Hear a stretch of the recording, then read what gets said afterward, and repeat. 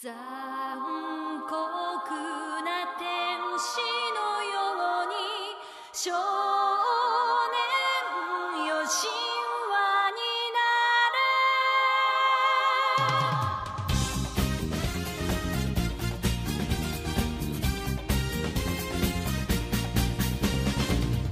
青い風が今胸のドアを叩いても私だけをただ見つめて微笑んでるあなたそっと触れるもの求めることに夢中で運命さえまだ知らない痛いけな瞳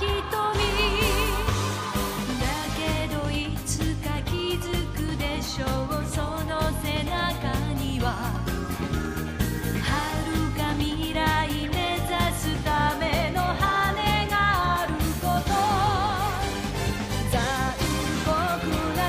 死の手で窓辺からやがて飛び立つほとばしる熱いパトスで思い出を裏切るならこの空を抱いて輝く少年よ神話になれ。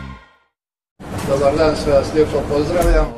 Profesorica Markotić je još uvijek na jednoj videokonferenciji pa će nam se nadam se stići pridružiti, pa ako imate pitanja za nju, molim vas da ih ostavite za malo kasnije tijekom presice. Evo, pozivam ministra Beroša da nas upozna sa profesorica Markotić. Želim vam 9. dan od pojave novog koronavirusa u Republici Hrvatskoj.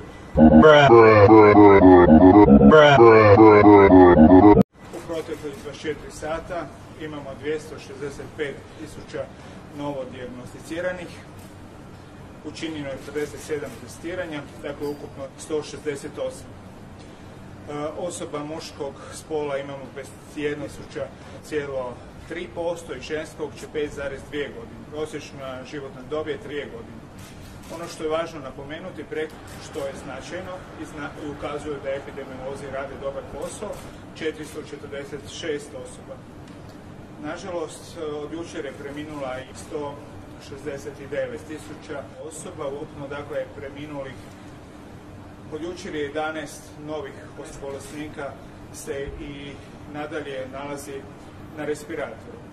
Aktivnih osoba sa COVID-19 ima u ovom trenutku 42. Ono što treba danas spomenuti, evo za sad on mentori. Hvala.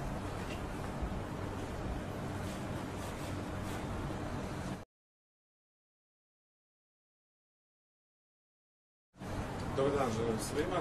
Evo toliko za sada, hvala vam lijepo. Štampar zadnjih dana iznimno je velik broj testiranja. Oni su nam rekli danas kako su vama uputili zapravo molbu da jedan dio preuzme klinika za infektivne bolesti s obzirom na PCR uređaj koji može obraditi velik broj testova dnevno. Imali